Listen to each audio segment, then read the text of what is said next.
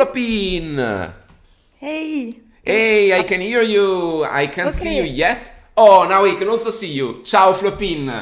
How are you? Well, what about you? I am doing great. Actually, I have a very busy day ahead of me because we made these awesome calendars for Oh. for charity, and they went pretty well. And now I am literally submerged in calendars, and I will spend a lot of time at the post office today. Oh. But I really can't complain. I really can't complain. The Let me just ransom of introduce you success. quickly in Italian. Allora, oggi abbiamo come ospite Flopine, lei è francese, io sono italiano, l'intervista sarà in inglese, quindi se avete delle domande, se non capite alcune delle robe che diciamo, potete tranquillamente chiederlo in chat e cercherò di tradurre il tutto. Ma appunto sono molto felice di avere ospite Flopine oggi e quindi cominciamo. I just told you some good stuff about you, and please introduce yourself because you do a lot of things. So, what Yeah. do you do? That question. Yeah, that's a question. I'm first off, like I think I should talk about my professional life, kinda. I'm a technical artist at Don't Nod Entertainment, which is a video game studio who did Life is Strange, Remember Me, and more recently Tell Me Why and Twin Mirror. So I'm here since September 2019, I think. And in parallel of that, I'm doing a PhD research in digital art about live coding and my own artistic practice. So I'm also a demo sinner, which it's a community I encountered like in 2016, and I was super amazed with what this was all about. All those people with computers in a big room. Because I went to revision first time, and I just got hooked. Mainly with a practice called Shader Showdown, which is a battle of live coding. You have to code your visual effect in 25 minutes without any, like from memory. You can improvise, you have no access to internet or whatever, you're in front of the crowd. And at the end of 25 minutes, when your visual effect is done, hopefully, the crowd will cheer to vote for you. Okay, so there's lots of stuff to talk about.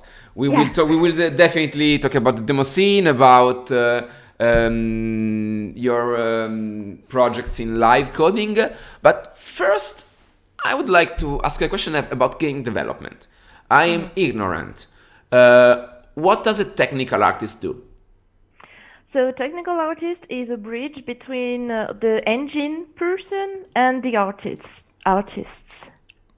Meaning that usually I have to be aware of which pipeline is used throughout the producing of objects, of assets, because I need to know if the artists have everything they need to work properly and to apply the artistic direction properly to the game. But I also need to be careful about the performances. So be careful that maybe the texture for a button in a jacket is not 4K. Okay. Stuff like that, to be sure that we are not doing some stupid stuff that might cost you a lot of performances at the end of the game. So it's transdisciplinary. it's super interesting, but sometimes you also have to deal with kind of political, decisions and stuff. Like, What kind of okay, political decisions?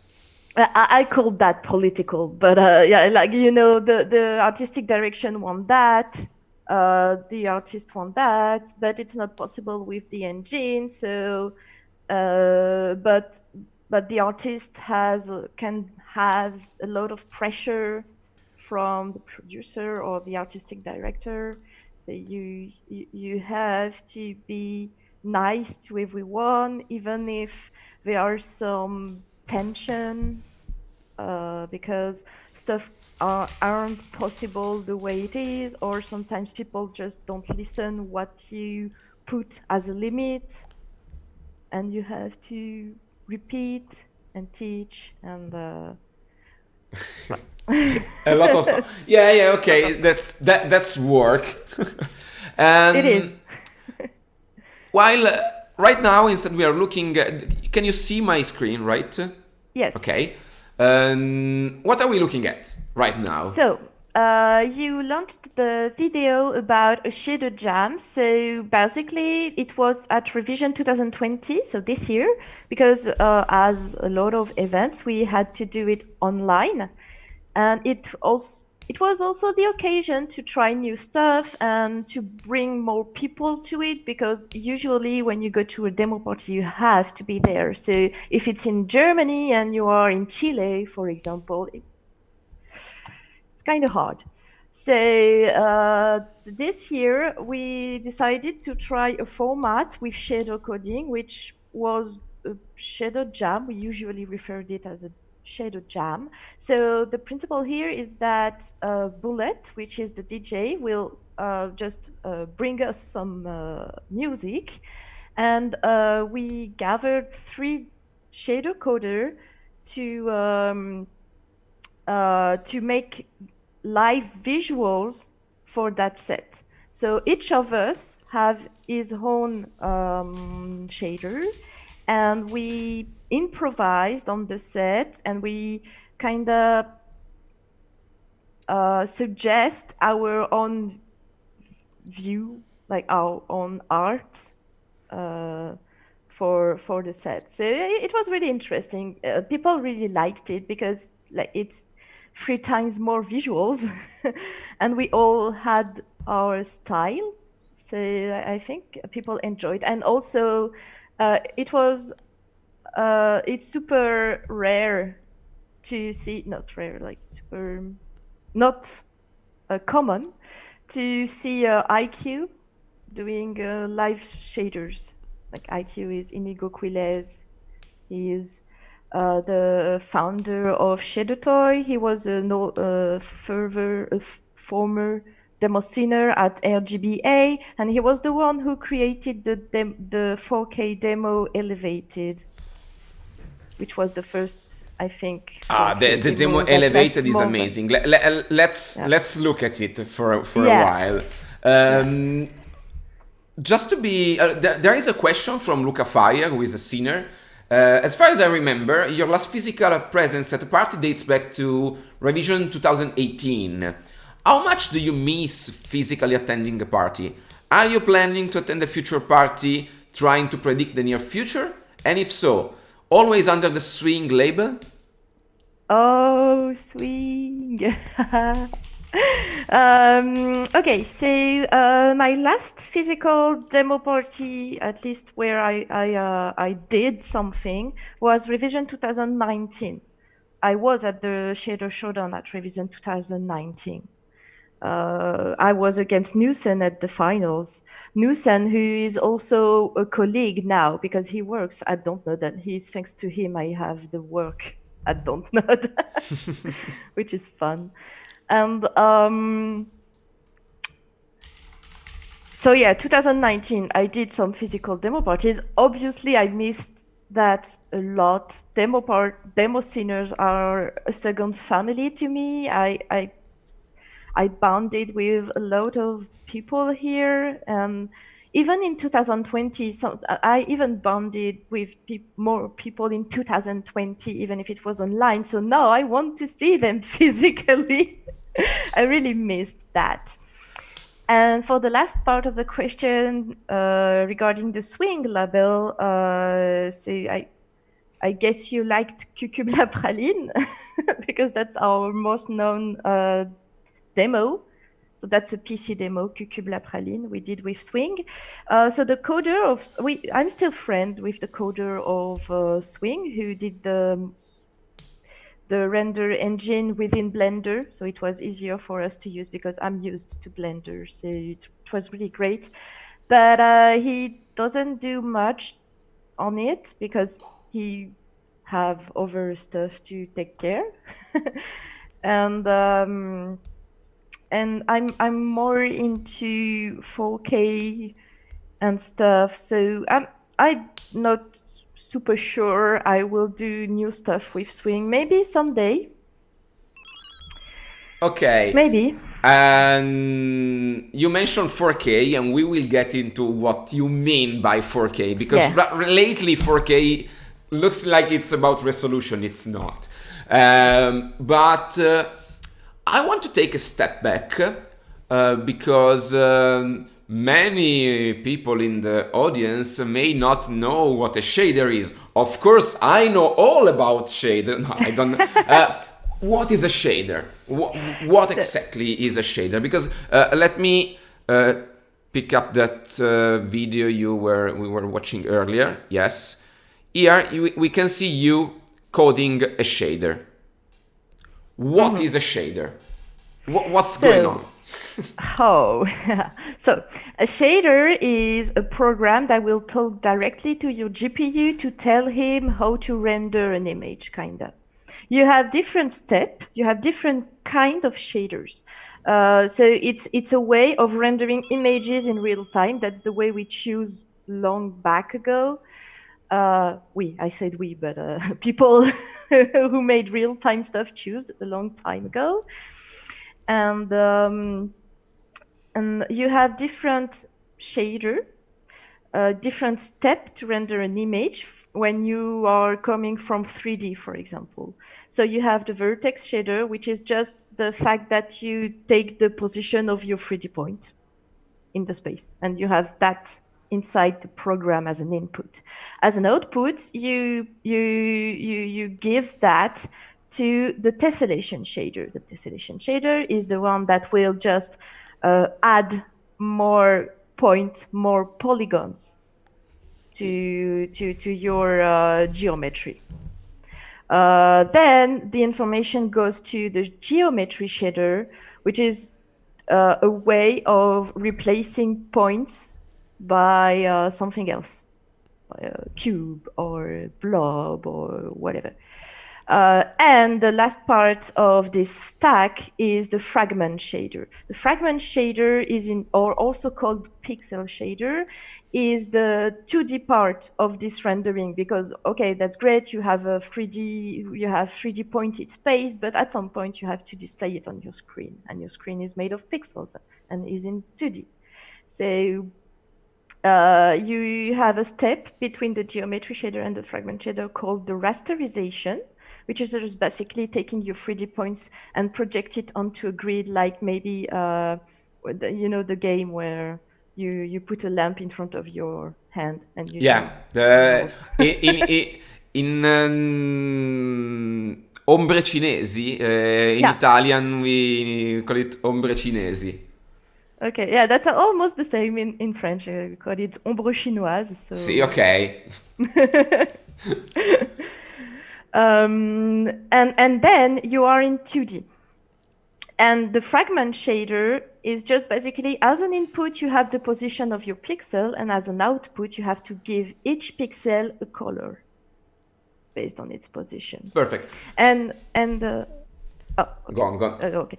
And one of the what you see here in the video seems like 3D, but it's made within the Fragment Shader. So it's a technique that helps us recreate it 3D, even if we are in 2D. I'm sorry, I think I have a mailman at my door. Don't worry. Go in the in the meantime. I will translate a bit. Okay, Go, don't sorry. worry. Quindi, riassumendo, ovviamente non sono neanche in grado di tradurre tutto quello che ha detto Flopine, però sostanzialmente lo shader è quello che tu vai a dire direttamente alla GPU per fare succedere cose sullo schermo. Mi rendo conto che lo sto descrivendo in una maniera molto barbarica, ma io trovo che sia una roba eccezionale, che sia nata un pochettino questa corrente che mette il codice in primo piano, nel senso, la cosa affascinante di vedere questo shader in azione non è solo vedere le forme super trippy che ci sono, ma anche vedere qual è il codice che lo sta generando, e trovo che sia molto bello che questo codice venga scritto in tempo reale. Abbiamo avuto un'esperienza in io e Flopine a Montelupo Fiorentino, abbiamo portato le sue visual, suonavamo io, Tony Light e chi era il terzo? Io, Tony Light, oddio, ho un vuoto sul terzo musicista, che cafone che sono. Però ecco, e lei si è messa e ha scritto in tempo reale le visual che apparivano, e tutto questo secondo me è una bellissima rappresentazione del codice visto quasi come una poesia, e io questa cosa la dico da persona che ne è estremamente affascinato. Uno dei miei, non dispiaceri, però una delle cose che vorrei fare e che non ho mai trovato il tempo di fare con tutta la cura necessaria per imparare a diventare bravi, è la programmazione. Mi dispiace, io vorrei tanto saperlo fare, e sento che non possedendo la programmazione mi manca proprio un tassello necessario per capire una parte rilevante e interessante del mondo. Però appunto trovo bellissimo poter vedere il codice mentre viene scritto e il suo output all'istante.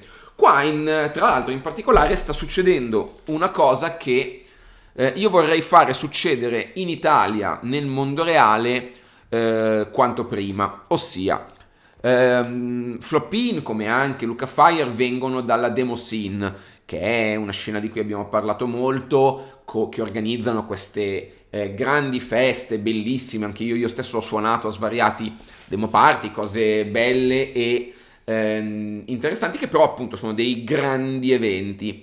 Flopine ultimamente partecipa anche a delle cose chiamate Shader Battle, che sono sostanzialmente quello che state vedendo in questo momento, e tra poco ne parleremo. Welcome back! Yay, sorry, I'm a bit pissed off because he didn't even wait for me. Sorry about that. So, Luca Fire posted his favorite cookie demo. Okay. Let me stop this video. Okay. And code and graphics by Flopine. So this is a 4K demo.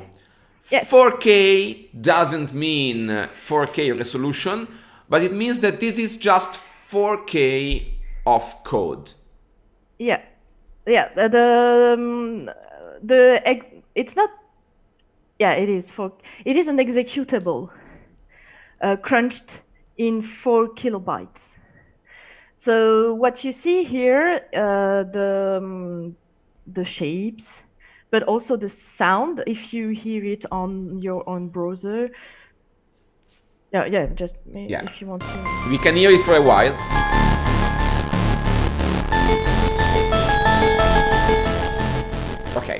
Just so you know, there is sound. There is sound. And both of that, the images and the sound, are produced by an executable, so it's real time, and everything, even the sound, fits in 4 kilobytes.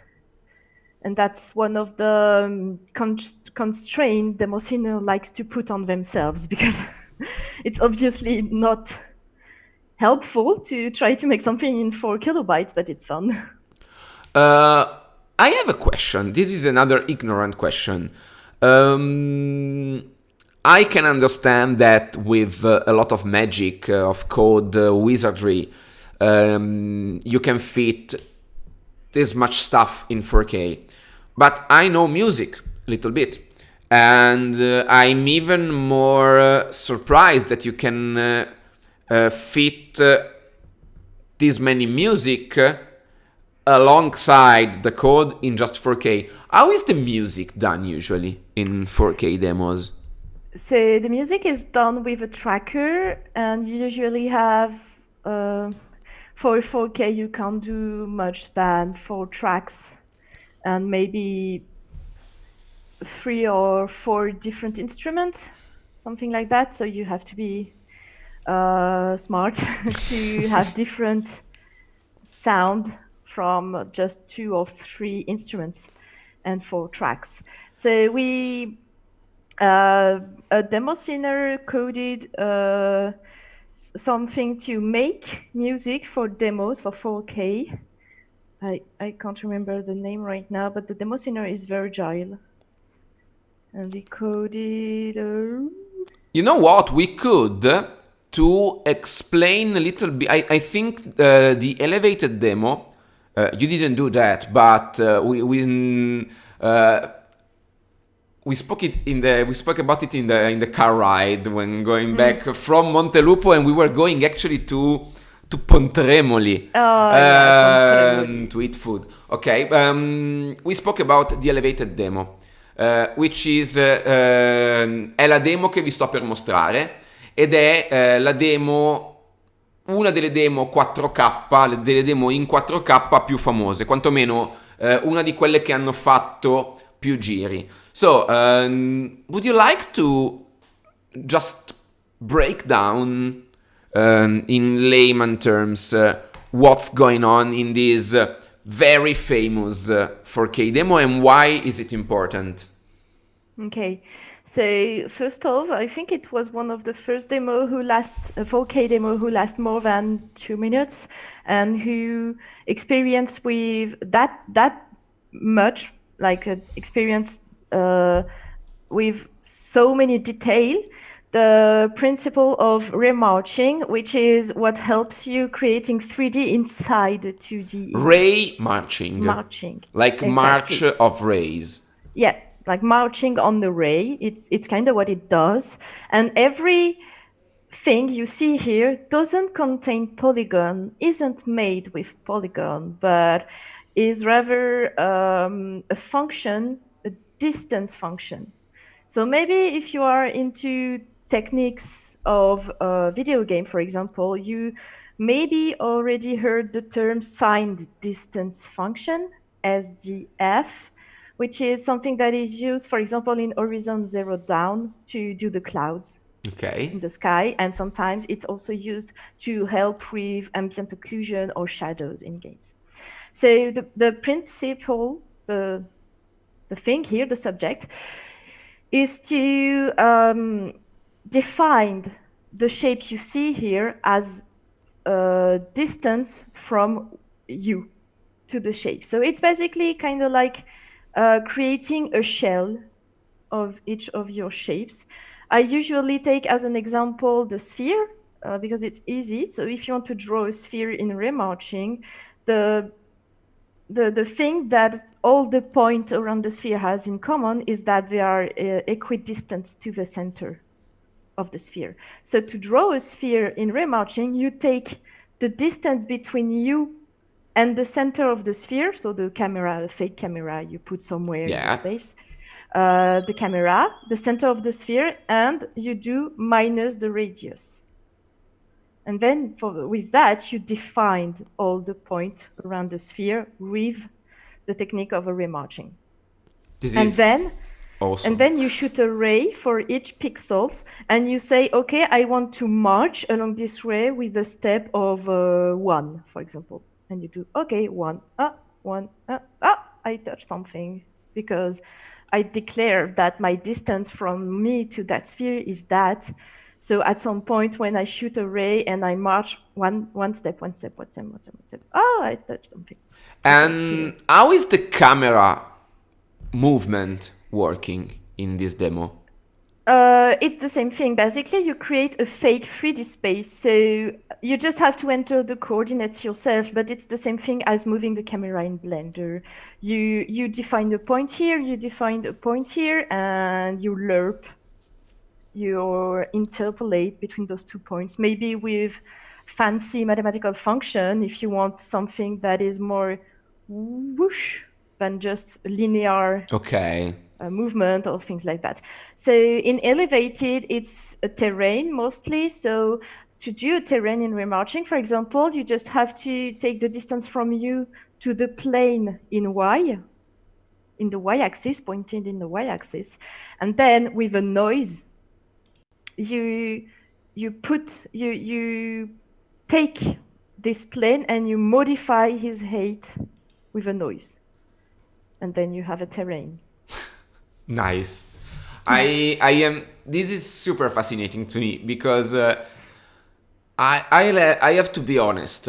I don't think I'm a stupid man, but whenever I speak with coders about this kind of stuff that is not my stuff, it feels like it takes all of my willpower and brain power just to follow, just to get the point.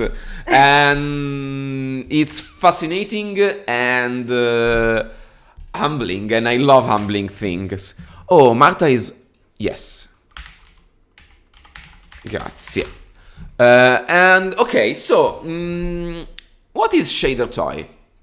So Shader Toy is a website where you can code your shader or see the other shaders coded by other people, and you can modify the text the same as you see the image evolving. And can I load this? Yes. Yes, you can load anything you want. Just it's a bit heavy on the GPU because it's doing, for example, it's doing, some of them are doing 64 iteration inside the loop for each pixels. So even if the GPU is great at parallelizing stuff, it can be tough. Okay, yeah, I see my computer, my PC is sweating right now, but Maybe you can select a 2D effect. It's usually less tough for the GPU. but I have it should be. Let's see if it works. Let's see if I start dropping frames. Okay. And for what you say previously, like the fact that it takes your brain strength. I was kind of the same before, and just by practicing and having stuff explained to me by many different people and being used to the practice of that, it's less daunting the more you do. So I think everyone is able to learn that if, as everything, if you put enough time in it because you're willing to. That was very GPU intensive. Yeah, I'm sorry. No, that's okay. Sorry, I'm writing something in chat. So maybe if you go to a new West. Newest, yes. Let's see here. I often do 2D stuff. And maybe it will be less tough. Like the hexagonal one looks like ice. I think it shouldn't be super. Here, okay. Inktober, called by Flopine. Let's see if it works. Oh yes. Yeah, it's not that heavy. And so what you see is that the image and the animation, which is on the left, is actually generated by the code on the right. And you can modify the code, you can copy paste anything, whatever. The default license from ShaderToy is the Creative Commons 2.0, I think. So you just have to address the name of the original creator, but rather than that, if the people didn't say something about license in their code, that's the default license that apply to those. Perfect. There is a very interesting question by Mhm. Papanzit that asks, they ask, how can I start coding shaders? Where? How? Okay. Well, in ShaderToy, if you have a browser and internet, you can open ShaderToy, create yourself, even without create yourself an account, you can click on the new button in the up right and just start copy paste code from other people and play with those or whatever. If you don't have an account, you will not be able to post them for everyone to see it and to save them within ShaderToy. But you can still copy paste it in a tech.txt on your PC or whatever if you don't want to make an account. That's not mandatory. But you can play with codes from others, which is fun. But sometimes it's a bit yeah, it's not easy to understand what people are doing in their shader because they usually, like me, don't put a lot of comment into it. So to start and learn, I will advise different stuff. Like you have the Art of Code YouTube channel, which is awesome. Let's see. Oh, there's also an episode on Ray marching. Yeah. So that's the second well, yeah, that's everything is from him. He does an awesome job at explaining stuff, also the mathematics behind it a bit. He's calm and nice and chill and super talented. And and you can find his work on ShaderToy too. He is Big Wings on ShaderToy. That Perfect. is There is another question by Luca. Mhm. Have you ever thought of expressing your coding skills in the retro scene? In any case, what do you think of the 8-bit demo scene? Are you very distant from it, or does it sometimes become a starting point for your work? I unfortunately I don't understand a lot technically about what's happened and what is the difficulty within an Amiga demo or Commodore demo or stuff like that. I can appreciate, like, obviously, as everyone, I loved Eon from Black Lotus. This demo was amazing, and I think it brought back the old school fame. But I don't see myself how technically tough it is because I don't know about the hardware. I don't know about the constraints. I would love to. It's just a new stuff to learn, and it's usually quite demanding in time. And I already have a lot of stuff to attend in my daily life. But I actually tried to do a Game Boy demo at Evoque 2019. Yeah, I think. Unfortunately, we weren't able to ship it because at some point we had a bug with our counter of tick within the vsync. Okay. So it broke everything.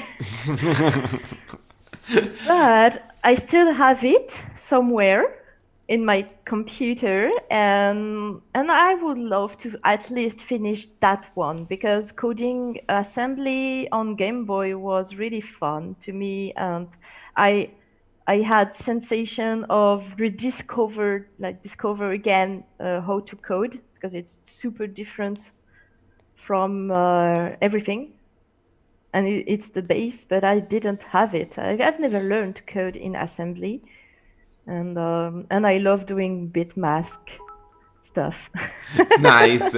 Grazie Papanzit per i cheers. And now time flies because it's already 10:40. So I want to talk business with you. Yeah, okay. Let's talk about shader battles. Let's tell the audience what a shader battle is, and please, I need to think about the future. I really, this is the 2020 is coming to an end. We are all happy about it for once, and I think there's still a long road ahead, but I know I will organize events. I miss like hair organizing events, and as we spoke in that wonderful car ride, I would really love to organize a shader battle with you. So please explain what a shader battle is now that everybody knows what a shader is, and then let's talk business. Okay. So a shader battle is usually 2x2 is a versus between two coders, two shader coders. You basically go on stage with a blank page. Usually the software used is Bonzomatic, which was developed mainly by Garguy, which is Demoscene. It's a Demoscene software, kinda. But you can still find it on GitHub if you want. And you go on stage, the chrono starts, like the time starts, and you have usually 25 minutes to complete a shader. It needs to compile, it needs to, well, if you want to win, Yeah, of course. to be finished, kind of, or at least seems finished. And so you do your stuff for 25 minutes. Usually there are commentators too. If you can have someone who knows a bit about, it's always great to explain a bit. It can be fun. And you have also someone who is here to cheer people and bring people to cheer the coders. And at the end of the 25 minutes, if the event is in real life, the people present can cheer. So you show the image from one coder and you say, if you want this person to win, cheer them up, and people clap and scream, and it's awesome. Grazie mille 0R4. 0R4 just donated to the show. Thank you so much. I think you know Daniele. Yeah. Ora, yeah. Yeah, I did. He asked me to did visuals for one of his chiptune shows. Yes, It was yes, really yes. From one of the shows from Micro Music Italy. Yeah. So basically, the shader battle is what we're seeing right now here. Yes. There are two coders starting from scratch, from the same. There's music involved, right? Yes, you see the small white rings that pulsing. It means that the sound of the DJ is entering the PC, and you can do something with it. Perfect. You can use it to control the movement of your shape or to control the color or whatever. You can basically make your shader sound reactive. Exactly. Yeah. Perfect. And you have also a DJ. Yeah, I forgot to mention that. Usually, if you can afford, or if you can invite someone who makes sounds, you, at least at Revision and in the cookies, I think we had that too. You have a DJ that will do a set for the showdown. This is so cool. So I need, in order to make this happen in Italy, we need a venue. Yeah. I have one. We need, I guess, two beamers, two projectors, or two screens. It depends. Yeah, it depends. You can have one beamer, but if you want one beamer, I would advise to have 3 PC. Two for like one for each coder, so it's two, and a third one to do the layout in OBS, and then you project the layout on just one beamer. It's possible to do that Ah, way. okay, so I can basically, this is far easier because we can easily get three PCs, and And okay, with so I can. NDI, you can grab for example, with NDI, you can grab the desktop or the window of Bonzomatic for each coder in a third machine, and then Oh yeah, with we can OBS. also grab the output with an Elgato or anything. Yeah. We usually, at least at Cookie, we usually use NDI. Sometimes to be sure the connection is strong, we use Ethernet cable Oh yeah, okay. So between you PCs. go But NDI over Ethernet. mm. Yeah. Okay, but this is details. We can easily make that, Yeah, and it's not super hard, actually. I will need. No, but yeah, that's the easy part. Grazie Papans per la donazione. Tutte queste donazioni vanno a supportare l'obiettivo di fare KenoMATTINA anche in gennaio, perché vi ricordo che io sto investendo, mi sto tuffando in questo mondo dello streaming, cioè no, nel mondo dello streaming ci sono da un po' di tempo, però sto rischiando, sto rinunciando a del lavoro del mondo reale per dedicarmi a questo, quindi questo supporto è graditissimo. As I was saying, getting the tech is the easy part. Anyone can do that. I can do that. That's kind of easy. We will need the coders. How do you? First of all, I need you to be here. I would really like to organize this with you because this Me is too. not my usual thing, and I can work on the logistics. I'm good at that, but I would definitely need you for everything else. And so With we need pleasure. the coders. How much? How many?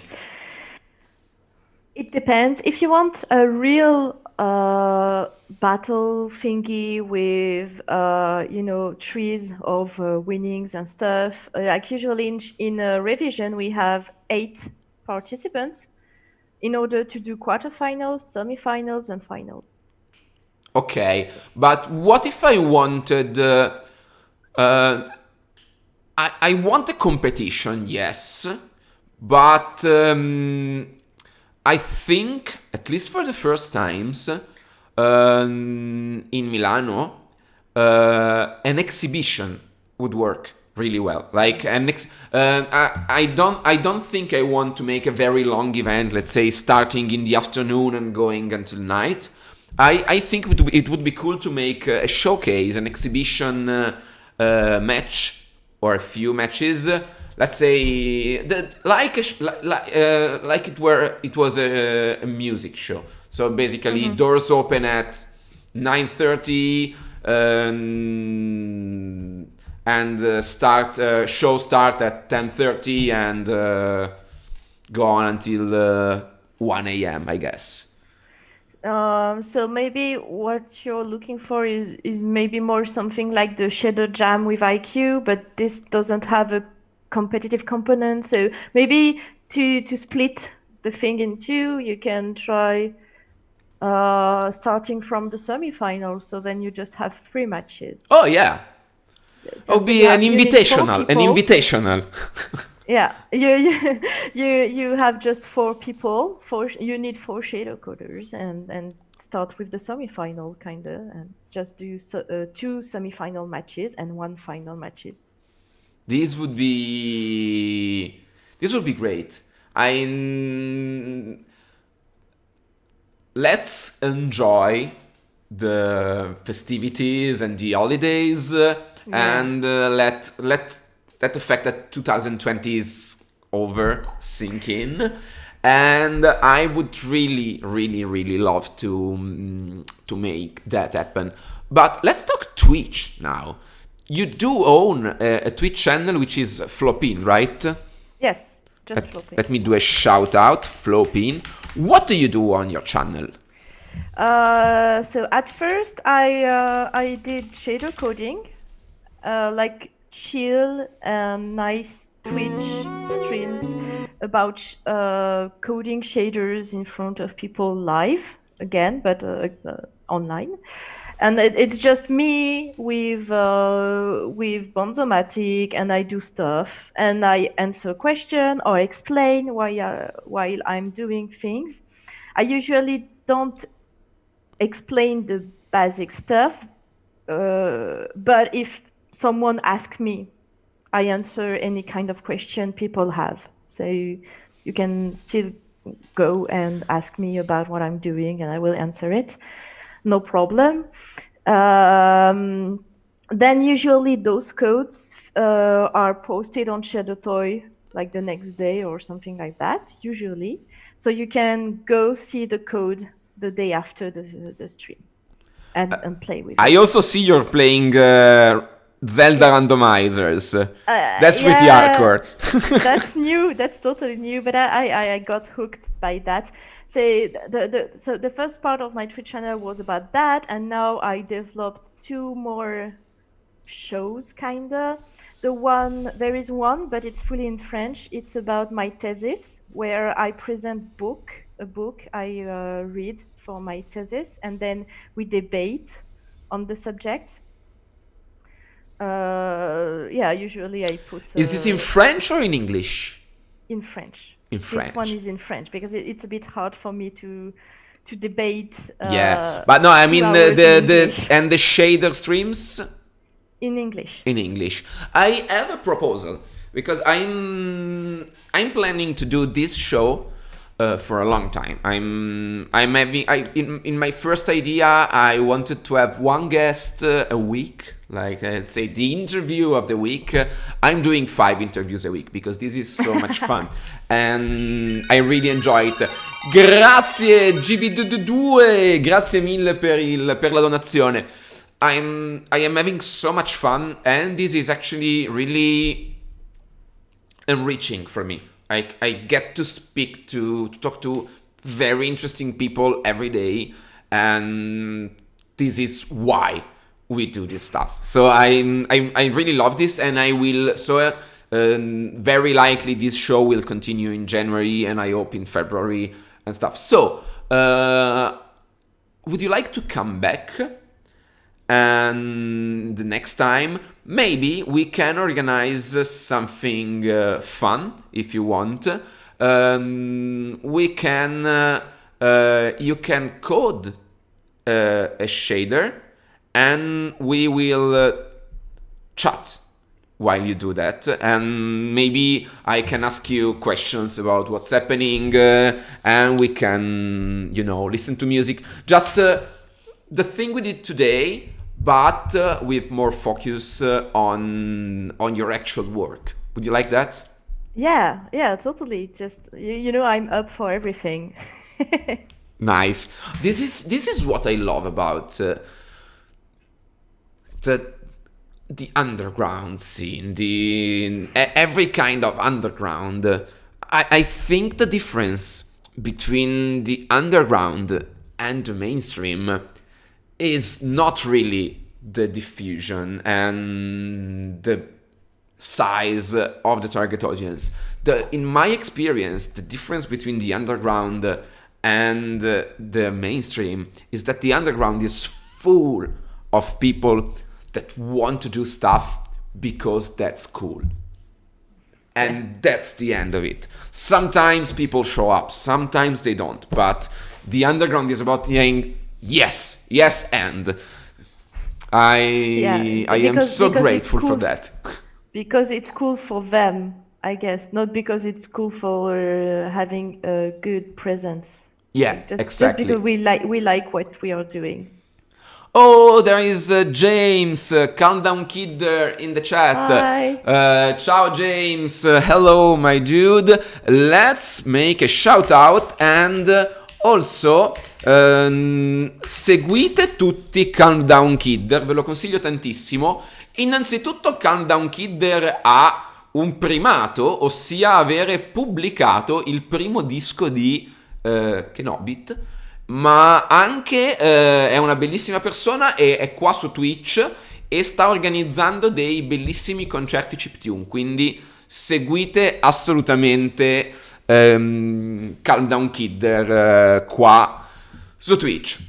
So, Flopin, I have a very last question because after this I have to run to the post office. Please, no, I don't want to do that. But yeah, I will have to run to the post office. So, what is your favorite? What is the thing you saw at some point in your life that made you go, oh, this is cool, I want to do this very kind of specific thing that is writing shaders? I think, yeah, definitely. I think it was the Revision Shader Showdown in 2016 when I saw the work of LJ on stage. It was really amazing. And I remember that I was with a friend and we entered that big hall with 800 people with screen and with stuff that evolves on the screen, which are like super amazing. And I turned to my friend and I say to him, I think I said that, in 2 years, it will be me on stage. And it was. And it was, and I did. That is such a... I really love when stuff happens. When you decide, I will make this happen. And you know what? It happened. That's just inspiring. I really, really, really love that. That's my fairy tale, kind of. And I think I want to close this interview by telling the story of our last car ride, because I think it was a good example of why we love the chiptune scene and the underground and stuff. I have never met Flopine earlier. Like I invited her for to do the visuals for a party, but we never met in real life before. And we went to Tuscany, we partied, and we had some time to go back to Milano. Her flight was not too close, so we could just drive and take it easy. And we decided to stop in Pontremoli. I don't know why, but I saw we were talking a lot about food, and I said, okay, I have never been to Pontremoli, and cooking from Pontremoli is amazing. So we just stopped the car. We stopped in Pontremoli. We had a very big lunch. Yeah, I ate much more than I could. Well, but that was the good call, because we were in fucking Pontremoli. It was so nice. And this is what I really miss. Pontremoli. No, it's not Pontremoli, but I really, really, really miss the parties and everything that's around parties, which is the last beer before going to bed, way too late after having, helped at venue, waking up with an hangover, going for breakfast somewhere. And the breakfast was nice too. Yeah, but it was in a random place in Montelupo. But yeah, it was really nice. It really was. The croissant stuff was great. And it was the adventure. I really loved it too. What are your socials if people want to follow you besides Twitch? I'm on Twitter @Flopine. Twitter, let's say. Oh, Twitter, not Twitch. I have the same problem usually. Flopine, let's see. Okay. Yeah, so Flopine, Flopine. yeah. Okay. Yay! I'm going to link this. And That's where I'm the most prolific, and I say a lot of stuff here. But I also have an Instagram. It's kind of dormant for now, but on Instagram I'm at Flopine Makes Shaders. oh yeah. Oh, look at this dog. Aww. Flopine makes shaders. Here it is. And I don't follow you on Instagram. Fixed. Oh, this is such a cool Instagram to follow. Okay. Yeah, I try to like, my Twitter is more about news and stuff. My Instagram is more about just putting the image. This is very nice. I am so thankful for your time today. I would love to chat for far longer, but I really have to go to the post office.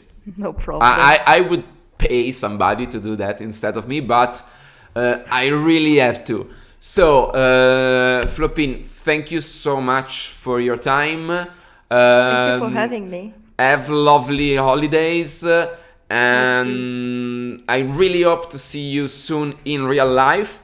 And I will pester you about coming back to this show and to do that shader thing if you want. No problem. Just ring a bell and I will answer. Ok, so grazie mille Flopine. See you very soon, and everybody follow her everywhere on the internet. Ciao. Bye. Take care.